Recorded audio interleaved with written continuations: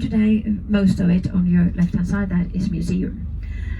Coming up on your left-hand side, we have two flagpoles, a white building in between the flagpoles, and that is the Officers Club.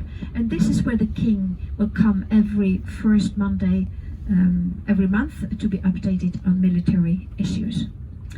Then a white classical building here on your left-hand side, our Museum for Architecture, but that was actually the first national bank, Norwegian bank, founded in 1816.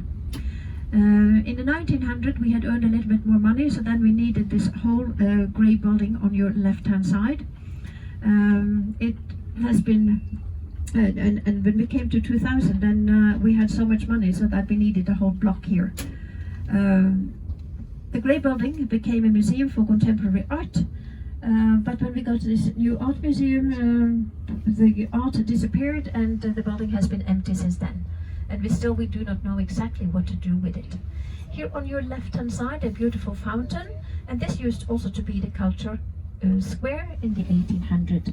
We have an old restaurant here, still operating, 1857. It's called Happylife, and before the Parliament building was completed, also the Parliament meetings took place in this building on your left-hand side. And here on the right, this is the facades of the headquarters for the Norwegian State Bank. Inside it's very, very elegant, but the facade is actually very modest. Then we are crossing the street, and on your right-hand side we have a pinkish building.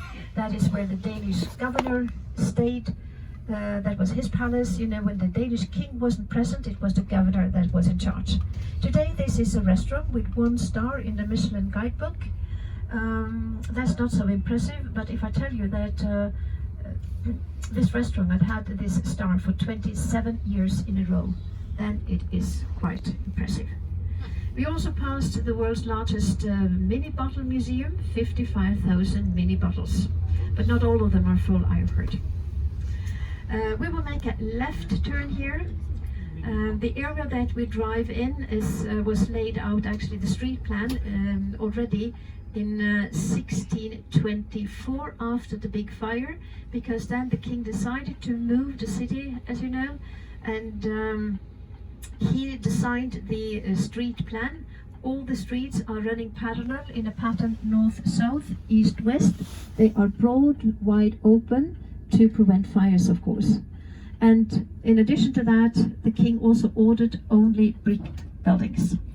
He wanted a modern city built in a sort of a Renaissance style, but brick was an expensive building material in those days, so ordinary people could not afford it, and they lived outside the city gate. So it was only wealthy people that could afford a property here, ship owners and also merchants, and that also explains why Oslo by 1800 had less than 10,000 inhabitants. So Oslo was not the largest city in Norway in the beginning of the 1800s. Bergen was larger, and also a mining city called Kongsberg or Kingsburg. But the facades that you see here today and the buildings erected late 1800, beginning of the 1900, the property and the grounds are exactly the same as they were in the 1600s. In 1814, we were dissolved from this union with the Danes, and then we were forced into another union due to the Napoleon Wars, but the Swedes, they were more generous. They said, Stockholm doesn't have to be your capital. You can have your own capital. But during the Danish rule, Copenhagen was the capital for this country.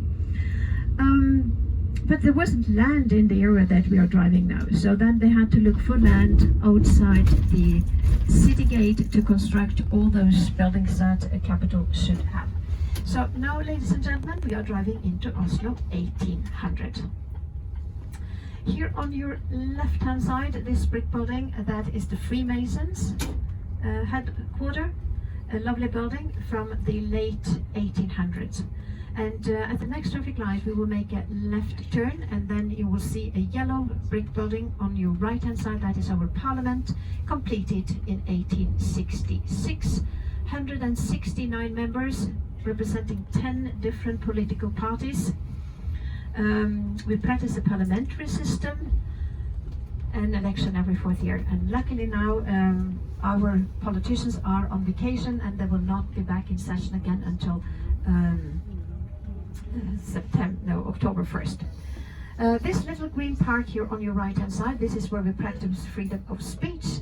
So this is where we come and talk to the politicians. This is actually also where we tell them what we think about their decisions. Some we appreciate, and some of the decisions we dislike very much. And also across this park here, there is a great building. That is the Grand Hotel, a building from the 1870s. And it's also here that the Nobel Peace Prize banquet is being held on December the 10th. And the laureate will come out on the balcony on the 2nd floor to greet the church, the torch parade that we have here in the evenings. And then also on the ground floor we have this famous cafe, the Grand Cafe, where people come to sit and watch and to be seen, of course. And we are now going to cross the main street in Oslo, the avenue, the parade square, and up on your left-hand side, you'll see the Royal Palace, which means that all important buildings, are laid out in a length of approximately half a mile from the Parliament building all the way up to the Royal Palace. In the summertime, we cannot drive on this Karl Johan Street. We have outdoor cafes and flower pots, so we just have to use the parallel street, which was also named after this king that rebuilt the city after the big fire 400 years ago. His name is King Christian IV. And in this street here we have lots of theaters, so it's actually a cultural street.